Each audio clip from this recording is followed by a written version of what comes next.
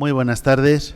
Vamos a iniciar la última sesión. Dije ayer, porque me imagino que a la altura de fin de jornada, clausura, eso lo va a hacer Adriana, la clausura, luego cuando terminemos, así que yo ya no voy a hablar más que esta presentación. Dije, y dijo el profesor García Guerrero y otros, ¿no?, la importancia de la Constitución, del derecho constitucional y del análisis o del enfoque constitucional de los problemas, que pusimos incluso ligeramente por encima de una final de Champions en la que juegue el Atlético de Madrid, que además suelen acabar casi peor que los problemas constitucionales. Por lo tanto, está enormemente por encima de un amistoso, de este que tampoco se juega nadie nada. Está muy por encima. Pero bueno, no vamos a decir a los que están nada que tenga que ver con los que eventualmente no están, que tampoco sabemos por qué motivo sería. Lo que vamos a hacer, como digo, es presentar esta última ponencia que, bueno, en parte se aleja un poco de la dinámica de las otras sesiones, pero que verdaderamente ha sido muy reiterada. Por lo tanto, hemos abordado, como puede suponer la profesora Esther Seijas, a quien voy a presentar ahora, pues mucho del Tribunal Constitucional, de la designación de sus magistrados, de su relación con la política, de cómo se garantiza la independencia. Incluso, aunque nuestro tema es la justicia constitucional, ha sido inevitable también abordar la cuestión del Consejo General del Poder Judicial, que además se relaciona con el Tribunal, porque en el momento que estamos viviendo, sobre todo, el Tribunal Constitucional no está siendo renovado como correspondería, pues porque se está retrasando el Consejo General del Poder Judicial en su parte. Bueno, hemos abordado todas estas cuestiones, pero evidentemente la pregunta que da título a nuestras jornadas, politización de la justicia constitucional, tiene un sentido mucho más amplio, ¿no? Y también lo decíamos, que es el Tribunal Constitucional en la vida política, el Tribunal Constitucional y su relación con el poder político, con el legislativo, con el ejecutivo, con el judicial, con la sociedad, ¿no? El Tribunal Constitucional como sujeto que forma parte, pues, de una vida política y social, y que aunque sus respuestas a los problemas deben ser jurídicas, yo creo, también hemos hablado, Esther, ¿no?, de en qué medida es posible, ¿no?, la respuesta jurídica a controversias que son políticas, que nadie niega que tienen ese trasfondo, digamos, político. Yo creo que sí, porque por eso me dedico al derecho constitucional, y no voy a decir, aunque casi lo dije, que en aquella polémica entre Kelsen y Smith, pues, a ver, se supone que el que triunfó fue Kelsen, por lo menos en la práctica, por lo menos con el diseño de tribunales que tenemos, pero sí me gusta repetir siempre que, sin negar el trasfondo político, el tribunal debe aspirar siempre a dar esa respuesta jurídica. Y era Gerard Leifhold el que nos decía que corresponde al Tribunal Constitucional la respuesta jurídica a conflictos políticos, ¿no? Bueno, esto es solo un contexto para un tema, en cambio, más aparentemente puntual, pero que yo creo que con esa visión amplia de la temática que aquí abordamos, seguramente la profesora pues ahora lo explicará también, ¿no?, la relación entre esta ponencia y la temática general de la jornada, ¿no?, entra de lleno, ¿no?, en ese contexto de relación entre el Tribunal Constitucional y, bueno, pues la sociedad de la que forma parte, en este caso concreto, según aparece en el programa, el Tribunal Constitucional y Sistema Educativo, pero según ya lo estamos viendo, ¿verdad?, en pantalla, el acceso a la universidad, un laboratorio constitucional, porque la profesora lo que nos va a transmitir, ella lo va a explicar, bueno, pues a partir de unas reflexiones generales poder entender un caso específico resuelto por el Tribunal Constitucional, que además estamos en la universidad y me parece muy oportuno que la universidad, y el acceso a la universidad en este caso, pues también forme parte de este análisis de la relación entre el Tribunal Constitucional y otros, en el caso de la universidad no diríamos poderes, pero sí pues sujetos. Debo decir, al menos, porque no hacemos una lectura del currículum, pero sí una breve presentación, que la profesora Esther Seijas Villadongos es catedrática, de Derecho Constitucional, por supuesto, como los demás intervinientes aquí, de la Universidad de León. Tiene una larga serie de publicaciones en el ámbito del derecho constitucional, no solo de la justicia constitucional, que es lo que aquí abordamos, sino pues en muchos otros parcelas de nuestra o ámbitos de nuestra disciplina.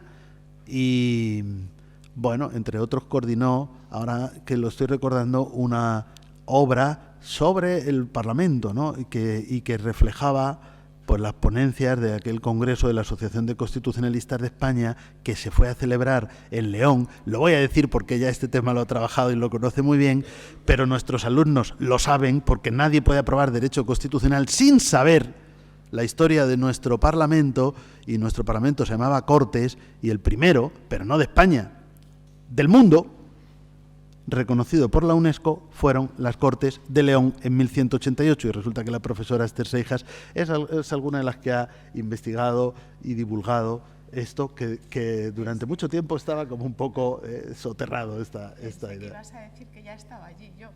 En 1188, no, a lo mejor yo sí estaba allí, a lo mejor éramos el speaker y el portavoz de la oposición, algo de eso.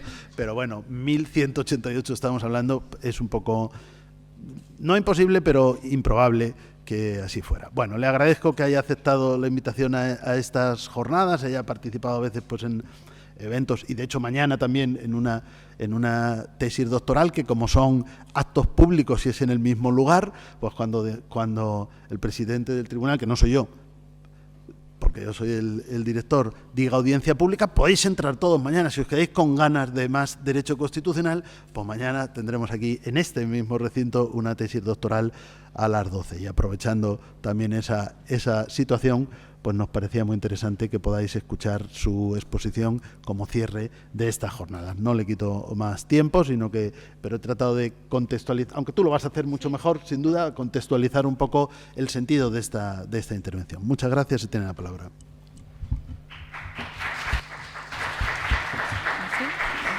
Fíjate qué presentaciones hago, que en lugar de decirme lo que me enrollo, que es lo que están pensando la mayoría, aplauden a la presentación, que esto no tiene ningún sentido. A quien hay que aplaudir es a la ponente cuando termine. No, ¿cómo se nota que eres el que les evalúa? Estos chicos son listos. Bien. Bueno, pues buenas tardes a todos. Muchísimas gracias por esta amable presentación y por lo que está detrás, que es la amable invitación y la amable acogida a la Universidad de Castilla-La Mancha y aquí a Toledo. Mi función es, o el planteamiento que yo quiero hacer, olvídense de este título, a lo mejor lo pueden entender al final, es un planteamiento en el que quiero engarzar, en un tiempo prudencial, que ya sé que llevan muchas sesiones de constitucional, quiero engarzar esa percepción del Tribunal Constitucional, que es el epicentro de estas jornadas, con el otro significante, que es la politización y la política, y con una situación que es muy cercana a ustedes, que es una prueba de acceso a la universidad, pero enmarcado en el sistema educativo. El mensaje, que es el que yo quiero que ustedes no olviden durante toda mi intervención, es desde cualquier acto que realicemos, incluso el que probablemente no les haya sido el más grato de su vida académica hasta este momento, hay una lectura constitucional. Y en esa lectura constitucional hay muchos actores. Fundamentalmente esa tensión entre el actor legislador, entre el actor proponente, el Gobierno, y quien tiene que interpretar esos resultados acorde a los parámetros constitucionales, que es el Tribunal Constitucional.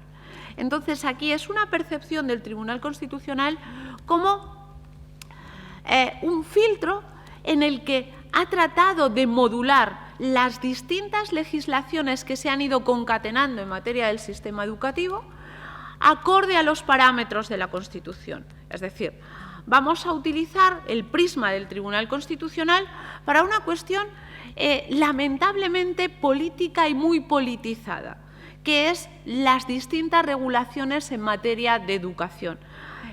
Y para ello es este planteamiento. ¿Y cómo lo voy a hacer? Bueno, voy a tratar de extrapolar 4 lecciones. 4 lecciones como si ustedes estuvieran hoy en una clase de Derecho Constitucional en las que tuvieran que abordar varios temas. ¿Cuáles van a ser esos temas? Temas muy sencillos. Tema de fuentes. En segundo lugar, tema de procedimientos que se sustancian ante el Tribunal Constitucional. En tercer lugar, conflicto Estado-Comunidades Autónomas, distribución competencial. Y en cuarto lugar voy a hablar de principios, ¿bien? De principios constitucionales. Es decir, voy a extrapolar 4 lecciones o 4 mensajes. Si Enrique en la sesión que me ha precedido les hablaba de una película, El Padrino, pues yo soy un poco más empalagosa. Piensen ustedes 4 bodas y un funeral. ¿Por qué?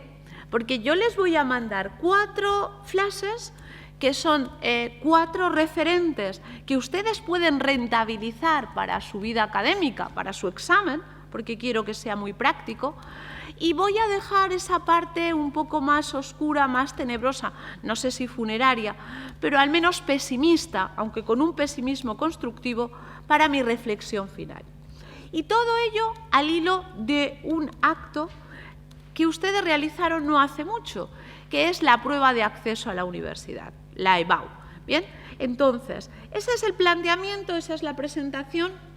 Voy a tratar de llevarles por este viaje, no sé si cinematográfico, pero sí constitucional, a partir de una afirmación que sustancia el Tribunal Constitucional. Fíjense, el Tribunal Constitucional define la prueba de acceso, lo definió ya tempranamente en 2012, la prueba de acceso a la universidad como una pieza esencial del sistema educativo. ¿Bien? Voy a utilizar unas proyecciones que pueden servir un poco de apoyo, aunque a veces me voy a ir separando de ellas. Bien, pieza esencial del sistema educativo. Por consiguiente, lo que tiene que empezar desde donde tiene que empezar nuestra disquisición es tratar de conceptualizar en clave constitucional ese sistema educativo. Bien, y para ello lo que vamos a utilizar es esa referencia a cómo se configura en sede constitucional un derecho que subyace a ese sistema educativo, el derecho a la educación. Bueno, en ese referente tenemos que tomar como punto de partida el artículo 27 de la Constitución con sus 10 apartados. Estamos en la sección primera del capítulo segundo del título primero, derechos fundamentales, libertades públicas. A partir de ahí, dentro de esa clasificación que ustedes ya conocen de derechos, estamos ante los superderechos, esos derechos hiperprotegidos, los más garantizados. Pero, ¿podemos de alguna forma encorsetar esa educación, ese sistema educativo, a un solo artículo de la Constitución o a un solo periodo de nuestra vida donde estudiemos la enseñanza primaria, la secundaria o el bachillerato? El mensaje es no. Y la Constitución es el referente de esa percepción y fíjense, a través de otros preceptos, por ejemplo, el artículo 43, el artículo 21c, se nos habla de la libertad de cátedra. Ahí hay elementos del sistema educativo. El artículo 43.3, cuando se nos habla de una educación sanitaria, de una educación deportiva. En el artículo 51, cuando se nos habla de una educación con nuestro rol de consumidores y usuarios. Cuando, por ejemplo, ese tándem 148-149 que estudiarán probablemente en el curso segundo, en León lo estudiamos en segundo, ¿no? El reparto competencial entre Estado y comunidades autónomas. Ahí van a tener esa referencia a quién tiene competencias en el sistema educativo. Por lo tanto, la educación trasciende un solo artículo, el sistema educativo trasciende un solo artículo y el Tribunal Constitucional ha tenido que ir limando y modulando lo que cada gobierno y cada ley entendía por ese sistema educativo. Es más, a través de un artículo que consideramos como una puerta abierta al mundo, el artículo 10.2, esta regulación supraestatal del sistema educativo también nos va a afectar. La Declaración Universal de los Derechos Humanos, el Convenio sobre Derechos Económicos, Sociales y Políticos, el Tratado, el sistema jurídico de la Unión Europea, la Carta de Derechos Fundamentales de la Unión Europea, el artículo 14, en todos ellos aparece ese derecho a la educación. Pero si pensaban que ahí ya se acababan todas las normas que ustedes tienen que conocer cuando hablen de sistema educativo, ni mucho menos. Multiplíquenlo por 17, porque 17 estatutos de autonomía también se van a preocupar del sistema educativo. Por lo tanto, el primer mensaje es que tenemos un sistema jurídico muy complejo, en el que hay que marcar algunas pautas de ordenación. Bien, no sé si les va a ayudar mucho estos acrónimos que yo les voy a leer. LOECE, LODE, LOGSE, LOPEG, LOCE, LOE, LOMCE, LOMLOE.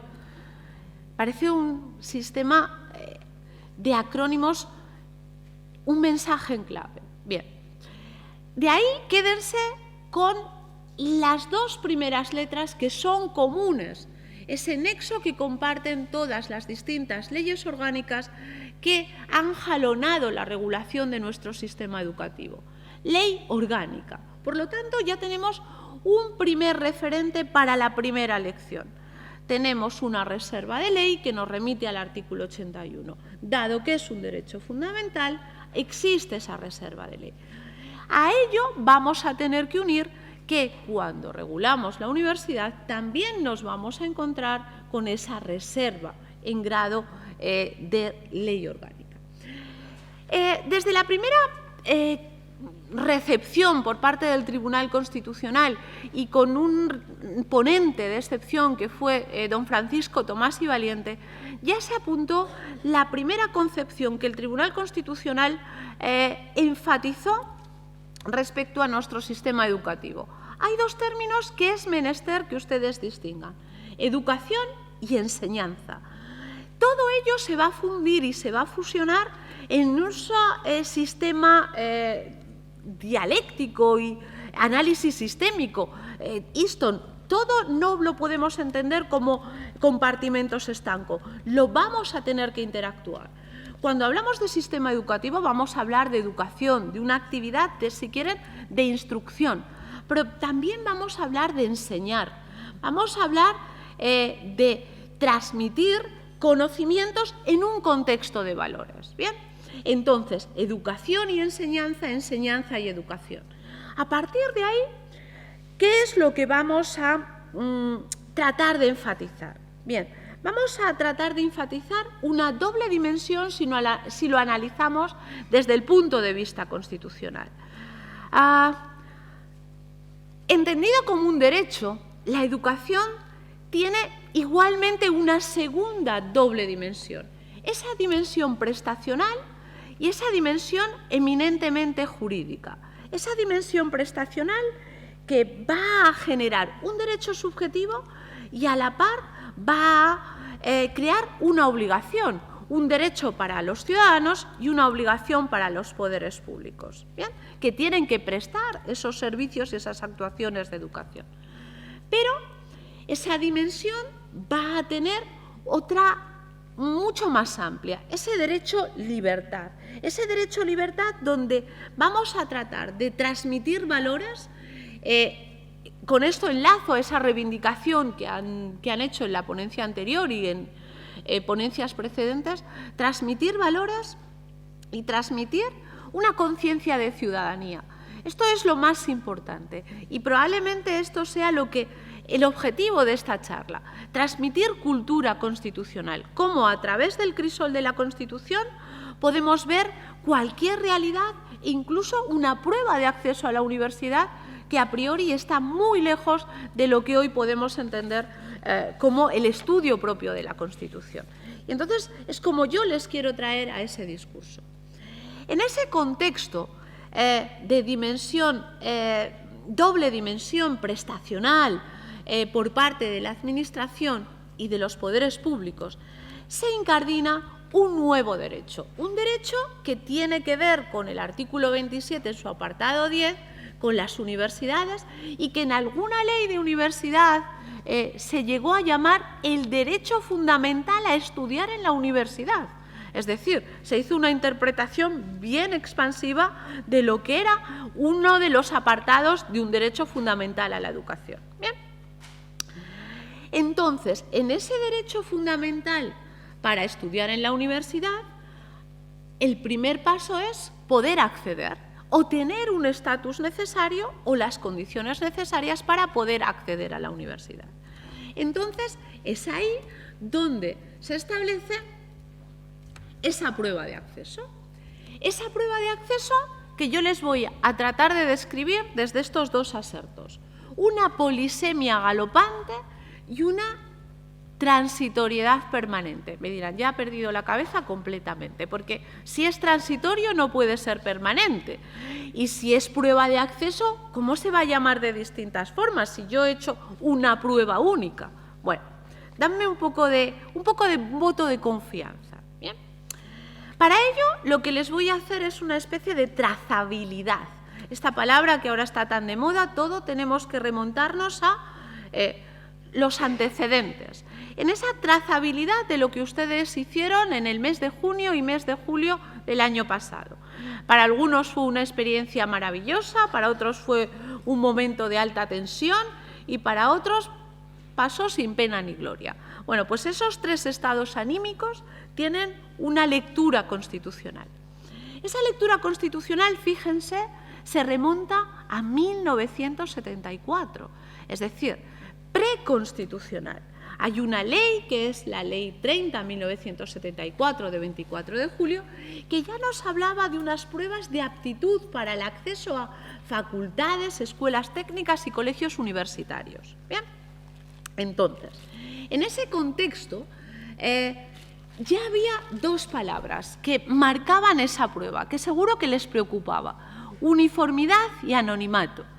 Todo el debate de la prueba de acceso en clave de sistema educativo se traduce sobre todo por esa interpretación que hacen los medios de comunicación de en unas comunidades autónomas es más fácil y en otras es más difícil.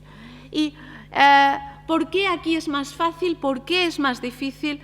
¿Por qué no somos todos iguales? A ello llegaremos en la última de las lecciones. Estamos en la primera, en la de las fuentes. Bien. Quédense con esa primera fuente, una ley. Fíjense, aquí es una ley ordinaria. ¿Por qué es una ley ordinaria? Porque todavía no teníamos la Constitución, no se había arbitrado ese sistema de derechos y ese sistema de vinculación garantista a esa máxima protección. Pero tenemos Constitución, ley orgánica, ley ordinaria. Es decir, ya vamos rellenando nuestro sistema de fuentes. Bien. En esa ley de 1974 tuvo un desarrollo, porque ustedes saben que para concretar en un acto como es la prueba de acceso necesitamos una concreción de sus características. Esa concreción se hizo merced a un decreto de ese mismo año donde ya se daban algunas pinceladas de cómo se entendía esa prueba uniforme para todo el Estado. Recordemos en ese momento un Estado territorialmente unitario y que se va a mantener una característica fundamental de querer que todos los estudiantes puedan tener las mismas condiciones. Es decir, si ustedes piensan, no estamos tan lejos de lo que acontecía a comienzos de los años 70. Bien, bueno, pues fíjense la importancia de esa ley preconstitucional y de ese decreto, que su propia esencia y concepción de la prueba se va a mantener y se va a prolongar incluso hasta los años 90, hasta una de esas leyes que yo les decía, hasta la LOCSE. Bien. Como anécdota o como un repaso, ¿cómo se hacía en esos momentos esa prueba de acceso? Bueno, pues en alguno de esos decretos que luego se concretaba mucho más en orden, una orden ministerial que dictaminaba el Ministerio de Educación, fíjense, vamos haciendo esa pirámide invertida de nuestras fuentes, se establecía que, bueno, fíjense cómo se articulaba. La primera prueba era una conferencia, tipo la que ahora estamos dando, en la que ustedes tenían que tomar apuntes y luego se les daba 40 minutos para que redactaran el tema que habían escuchado. Luego se les daba un comentario de texto. Luego se les daba, en un segundo ejercicio, unas cuestiones de lengua española y de historia, de filosofía. Y a mitad de los años 80, hasta 1984, y tuvo el mismo peso en 1986, no se incorporó la prueba de idiomas, la prueba de lengua extranjera. ¿Bien? Y luego había un tercer ejercicio para lo que llamamos la parte específica. Pero fíjense en ese momento, para que vean ustedes si esto ha ido a mejor o ha ido a peor. Era por sorteo. Ustedes o los alumnos de aquel tiempo tenían que traer todas las asignaturas preparadas, las específicas y las optativas, y en ese momento se hacía un sorteo, se insaculaba una asignatura y de ahí se hacían preguntas. Es decir, bastante más complejo que el sistema que tenemos ahora. Bien, lo que me preocupa es cómo se van insertando fuentes. Tenemos decretos y vamos a tener decretos leyes. Es decir, prácticamente tenemos todas las fuentes que ustedes van a estudiar y que el Tribunal Constitucional ha tenido que ir ordenando, porque respecto a ellas se han ido suscitando demasiados recursos. Ahí tenemos, fíjense, otros dos acrónimos, Ley Orgánica de Universidades y Ley Orgánica de Educación.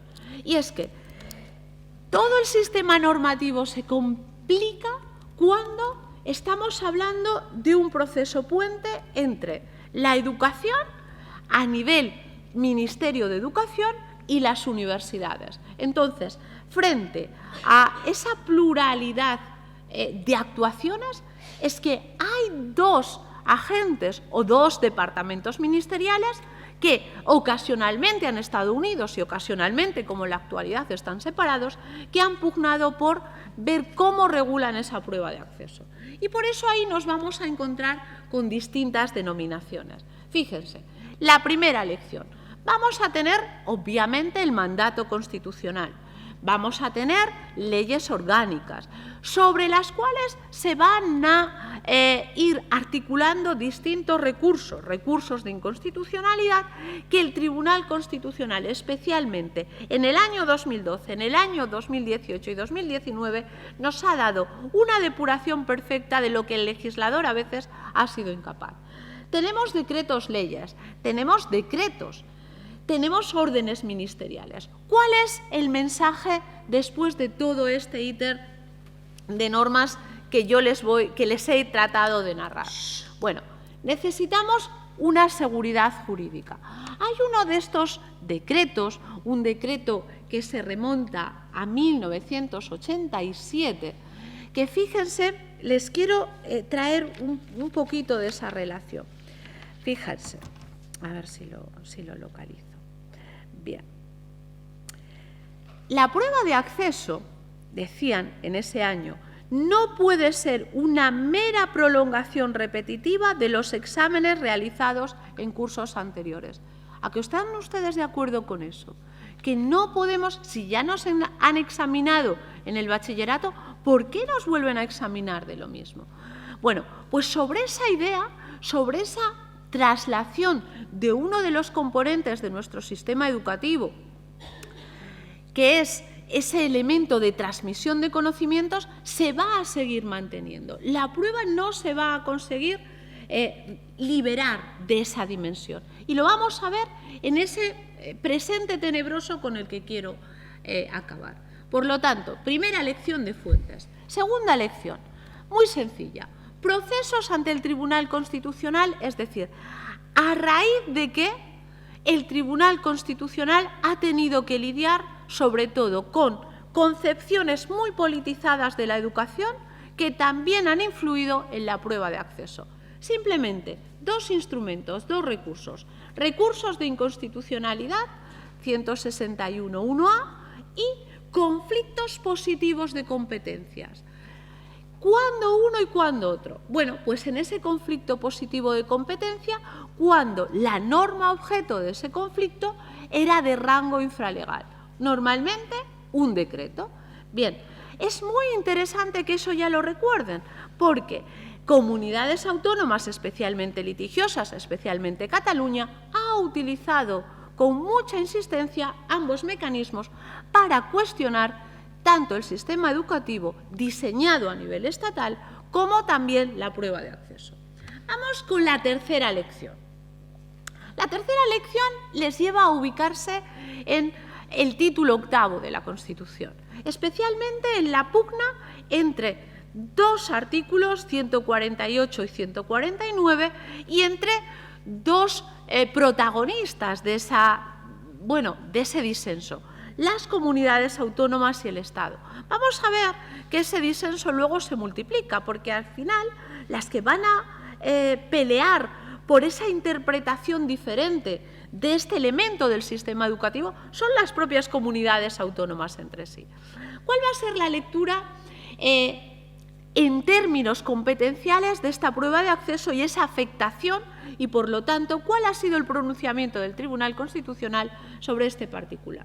Bueno, el título competencial habilitante es el relativo a la enseñanza superior o universitaria, pero, digamos, Tribunal Constitucional, concrete más. ¿En qué referente vamos a hallar ese anclaje constitucional? 149.130 de la Constitución. La palabra clave ahí es regulación de las condiciones de obtención de un título académico, competencia exclusiva. La tercera palabra, obtención, expedición, homologación. Todos los resultados de las distintas pruebas de acceso que realizan los distintos estudiantes de España tienen que ser homologables. ¿Por qué? Porque al final van a derivar en un acto único, su ingreso en un distrito único, es decir, que ustedes han hecho la prueba de acceso en Toledo, pero resulta que quieren cursar sus estudios universitarios en Castilla y León, lo quieren cursar en la Universidad de León. Tenemos que homologar lo que aquí les han examinado con nuestro ingreso. Ese enlace, esa homologación va a ser el contenido de la cuarta lección. Bien, vamos a hacer una pequeña referencia, porque yo no quería excederme mucho más, sobre cuál es la explicación competencial a todo ello. Bueno, es una competencia compartida. No se fíen ustedes de ese trampantojo del 149 que dice competencias exclusivas del Estado, porque realmente estamos ante una competencia compartida. ¿Por qué? El Estado legisla, las comunidades autónomas van a ejecutar. Pero aquí, a mí lo que me llama la atención de toda esta prueba en clave constitucional es hasta dónde llega esa capacidad legislativa del Estado. Hasta todo, hasta el máximo. Dice el Tribunal Constitucional que las comunidades autónomas no podrán asumir más que competencias ejecutivas. Y es más, el Tribunal Constitucional en el año 2012, sentencia 207, va a decir: tiene el legislador estatal que agotar todo el contenido de sus potestades legislativas, todo el contenido de lo que son las bases. Poco queda a las comunidades autónomas que decir en materia de regular las pruebas de acceso. En alguna de las proyecciones les explicito cuál es el alcance de esa exclusividad estatal. Determinación del contenido, de los criterios de evaluación, la organización, el procedimiento de revisión. ¿Qué nos queda? Prácticamente nada. Bueno, nos quedan dos resquicios que sí que establece, respecto a la lengua quiero hacer una mención. Estos son los resquicios que quedan a las comunidades autónomas en materia de prueba de acceso. Los cuestionarios de contexto y aquellas adaptaciones que necesitan hacer los alumnos que requieren los ACNE, alumnos con necesidades específicas de adaptación educativa. Eso es lo que le quedaría a las comunidades autónomas. Es decir, es la concepción más maximalista de bases que probablemente nos podemos encontrar al margen de otros factores, como por ejemplo los productos químicos, los aditivos que encontramos en los alimentos. Ahí es donde el Estado exprime esas bases. Recuerden, cuando estudien ese reparto competencial, esas bases no solo se van a concentrar en leyes, se van a concentrar en normas de rango infralegal, en decretos, incluso en órdenes que van a tener que ser respetadas por las comunidades autónomas. Interesante. Pruebas de acceso y lenguas cooficiales. Otro elemento, artículo 3 de nuestra Constitución, con el que el Tribunal Constitucional ha tenido que lidiar hasta la saciedad. La facultad, la potestad, el derecho de los estudiantes para elegir realizar la prueba de acceso en la lengua cooficial de su comunidad autónoma no es un argumento que les faculte a exigir que la totalidad de la enseñanza que condujo a esa prueba de acceso sea en esa lengua. Es muy importante, no alteremos el orden de los factores. Bien, bueno, singularidad material.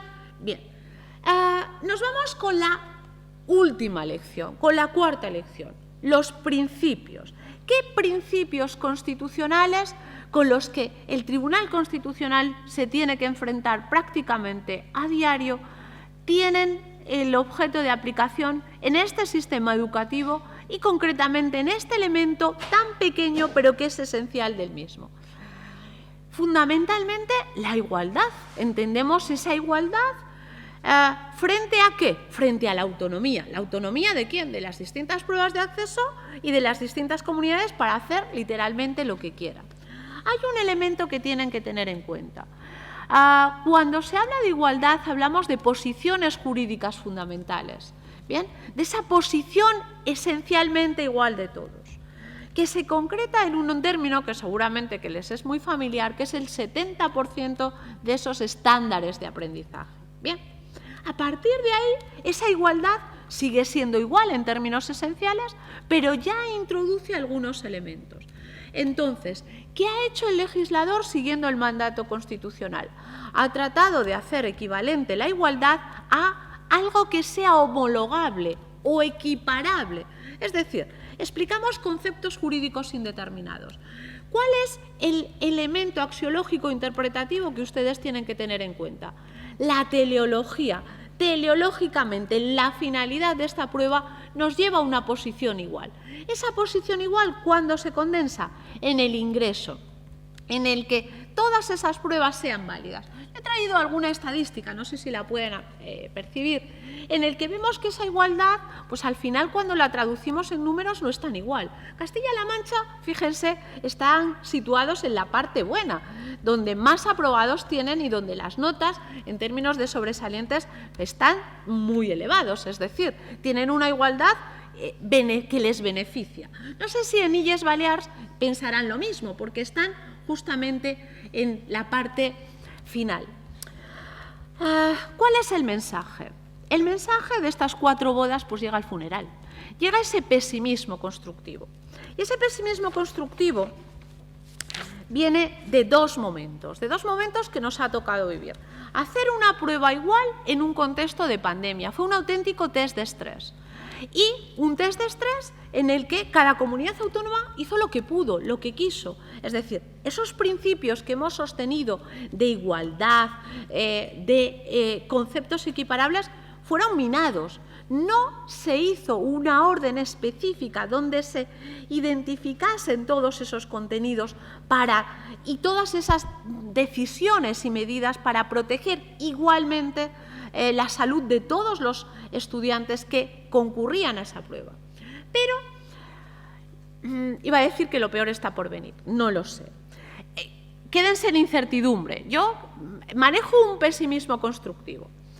Este año, y entenderán esa permanente transitoriedad, tienen que hacer la prueba de acceso los alumnos que siguen el modelo LOMCE. Un modelo LOMCE que fue postergado sine die a merced de un acuerdo social y político en materia de educación. Ese acuerdo nunca se puso. Entonces, esa provisionalidad se ha extendido durante 6 años. ¿Bien?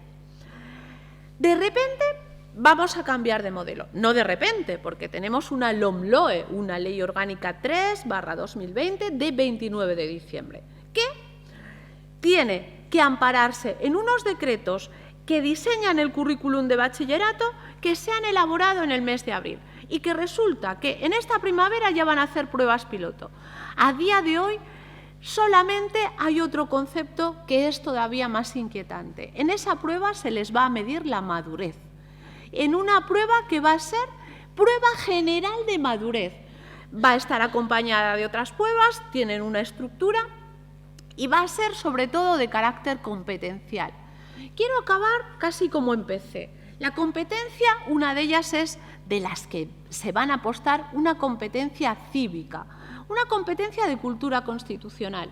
Y yo he querido hacerles ver, desde un crisol quizá muy pequeño, muy puntual en sus vidas, cómo el Tribunal Constitucional ha tenido que lidiar con todos estos procesos, con esa politización constante, con esa tensión entre Estado y comunidades autónomas. Y quiero acabar con una frase, porque, bueno, al final yo les quería narrar una película, un libro o un guión, con una frase o con una reflexión que no es mía, que es de Peter Heberle. El constitucionalismo es una ciencia de la paz. Vean todo con esa mesura, con esa capacidad de resolver. Es una palabra de esperanza, por eso lo del pesimismo constructivo. Y debe estar lista para la reforma. Podemos reformar este mecanismo para conseguir esa igualdad en base a sus argumentos que yo les he trasladado, pero sobre todo, si ustedes participan de esa cultura constitucional, participen de otro valor que es el de la responsabilidad. Muchísimas gracias por estar tan atentos y quedo a su disposición. He dicho.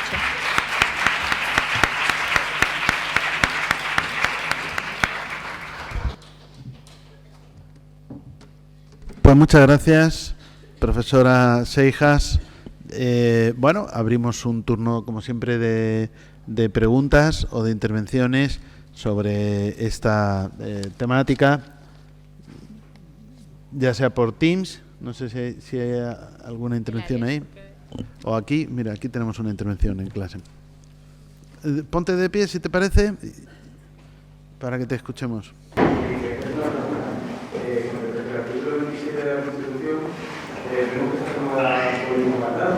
Sí. El otro día, en el caso de nuestro profesor, Roberto Mayor, nos dio la pista de que como más apartado tuviera un artículo más complejo para manejarlo. Más complejo para el secretario en su momento. Y quiero preguntarle que, siguiendo el tema de la jornada, que por qué cree que se produjo este hecho y que se tuvo que ver con la ideología de los que formalizaron la Constitución. Lógicamente, ahí volvemos a tener otro artículo en el que se buscaba el consenso y en el que se buscaba, sobre todo, aglutinar esas dos dimensiones de lo que entendemos genéricamente por educación. Esa dimensión instructiva, de enseñanza, y esa dimensión académica, de aprendizaje. Bien, entonces, la educación y la enseñanza. Todos tienen el derecho a la educación y se reconoce la libertad de enseñanza.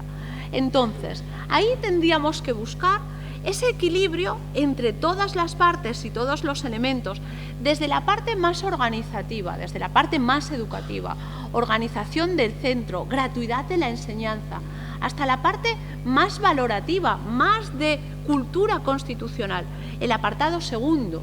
Bien, y no podíamos soslayar el elemento de la universidad. Bien, ahí había una amalgama de partidos, una amalgama de fuerzas, cada uno intentando trasponer qué entendía por educación y cómo podía trasladar la pervivencia de unos valores que, podíamos decir que preexistían a la Constitución, o algo más interesante. Quédense con el apartado 2 de ese artículo 27. Valores democráticos, el pleno desarrollo de la personalidad a partir de unos valores democráticos de respeto a los derechos y a las libertades. Es decir, sí que había esos intereses. ¿Cuál fue la solución? Dejar un modelo muy abierto que luego las distintas leyes en esos acrónimos intentaron de llevar cada uno a su propio terreno. Bien, que eso haya sido la mejor opción. Fue la opción factible, buscábamos el consenso. Este artículo es la implementación más clara de un consenso. Necesitábamos aglutinar. Si tratamos de identificar qué hay de rojo, de verde, de amarillo, de morado en cada uno de ellos, podemos acudir a los debates constitucionales, pero ahora mismo lo que tenemos que ver es integrar eso en el que yo me quedo, que sirve para todos los colores. en el apartado segundo, y en tratar de reducir cómo proyectamos eso en la parte de educación y en la parte de universidad. No queremos unos alumnos que lleguen con unas ideologías, sí con unos principios constitucionales, con unos valores y con unos principios democráticos de convivencia ciudadana, que sepan convivir. Si conseguimos eso, aunque sea zigzagueando entre leyes constitucionales, al final mereció la pena este artículo tan largo. Pues muchas gracias. ¿Hay alguna otra pregunta o alguna intervención? Están cansados. ¿Ya estáis cansados? Bueno, yo creo que el tema ha sido interesante. Bueno, pues si no es así, invito a la coordinadora a que venga a la mesa a decir unas palabras finales, en ausencia de la codirectora Elena Rebato, que ha tenido que marcharse ya, y hacemos el cierre de la jornada. Como ya hablé en la inauguración, pues tampoco voy a volver a repetir lo ya dicho. Bueno, gracias al profesor Díaz Reborio. Bueno, por supuesto, por contar con el equipo, con nosotras, con Silvia Lara, con Ana Marín, con Elena Rebato, la codirectora, y bueno, conmigo misma. Siempre es un placer. Os decía esta mañana en un correo a todos, de parte de todo el equipo organizador, que estas jornadas son para vosotros, que sin vosotros no podrían llevarse a cabo, especialmente tenéis mucho mérito los que os quedáis hasta el final. Creo que demostráis esa inquietud que debe haber en la universidad desde el primer año hasta el último, ¿no? Porque aquí venís a adquirir conocimientos, a mejorar vuestra sabiduría, no solo jurídica, ¿no? Sino también de cultura general, a conocer a expertos en las materias, ¿no? A profesores de otras universidades, a magistrados, exmagistrados. Creo que es una experiencia única, muy difícil de repetir también a lo largo de la carrera, no sé, que luego ya os dediquéis a esto más profundamente y por eso, gracias a vosotros, gracias a todos los que han participado, ¿no? Especialmente cerrando este evento, a la profesora Esther Seijas, para todos los que han pasado por aquí. Estamos atentos a todas vuestras sugerencias, a temas futuros, a que se pueden mejorar siempre constructivamente, evidentemente. Y bueno, pues nada, desearos lo mejor. A los míos pues os veo pronto, a los demás espero veros de aquí al final de la carrera y por supuesto, bueno, si seguís otros años, pues veros el año que viene en el mismo foro. Así que bueno, pues os despedimos con mucho cariño y bueno, pues eso, deseando veros de nuevo. Gracias.